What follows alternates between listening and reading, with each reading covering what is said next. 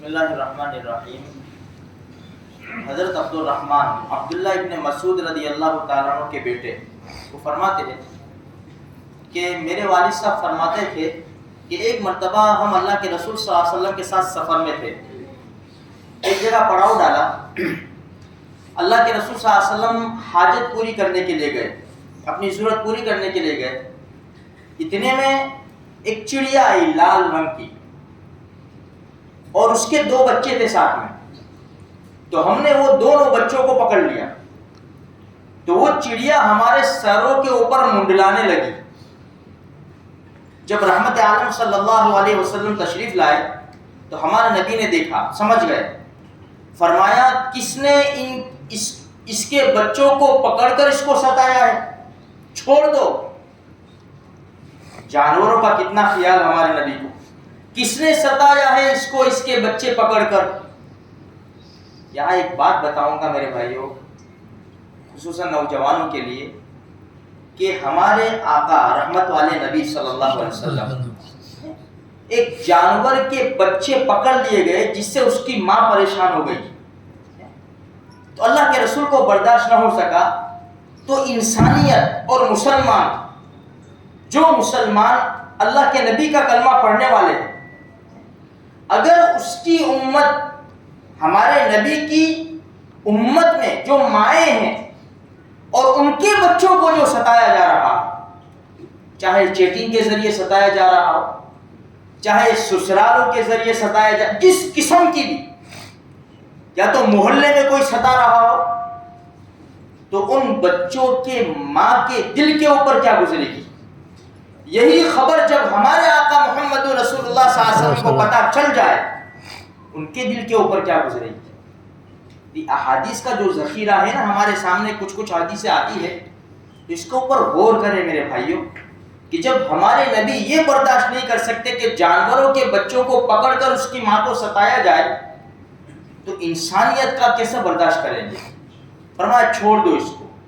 پھر اسی حدیث کے اندر ایک دوسرا جملہ ہے، اللہ کے رسول صلی اللہ علیہ وسلم دیکھا کہ چونٹیوں کے دل، سوراخ چونٹیوں کے، وہ جلا دیے گئے۔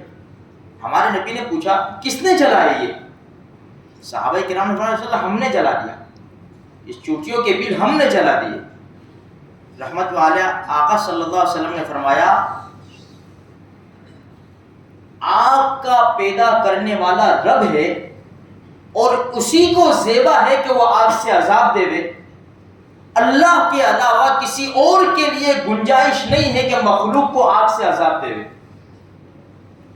آگ اتنی خطرناک چیز ہے، اس لیے جسے بعض مرتبہ بچے ستاتے ہیں نا، تو ماں یا سرائے سوئی گاتی ہے، موم بتی جلاتے، جلا دوں گی، ہماری زبان کیا دام دے دوں گی، نہیں، لوگ آگ سے کھیلتے ہیں، بعض مرتبہ آگ سے کھیلتے ہیں، نوجوان وغیرہ یہ اس طرح۔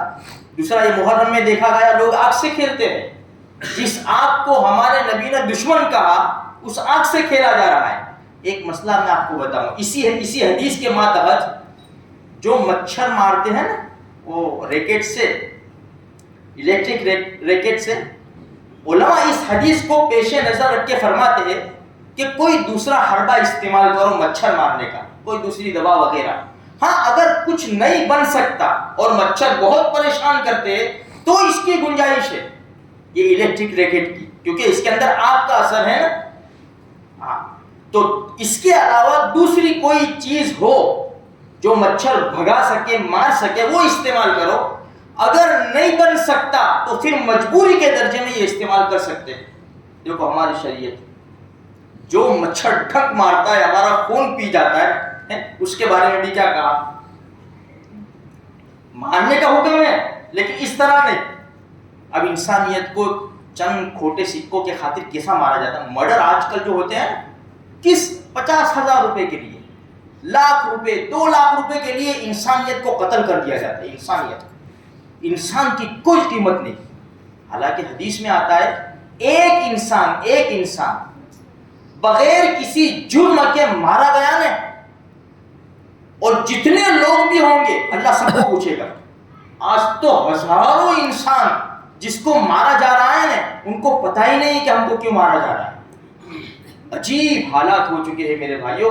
حدیث میں تو دیکھو ایک چھوٹے سے مچھر کے بارے میں یہ ہمارے آقا فرماتے ہیں, اور دنیا کے اندر کیا ہو رہا ہے. اللہ پاک سے دعائیں کرو, اللہ پاک سارے مسلمانوں کو دین کی صحیح سمجھ عطا فرمائے, امن و امان کے ساتھ اللہ کے حکم کے مطابق اور پیارے نبی صلی اللہ علیہ وسلم کے طریقوں کے مطابق زندگی گزارنے کی توفیق عطا فرمائے.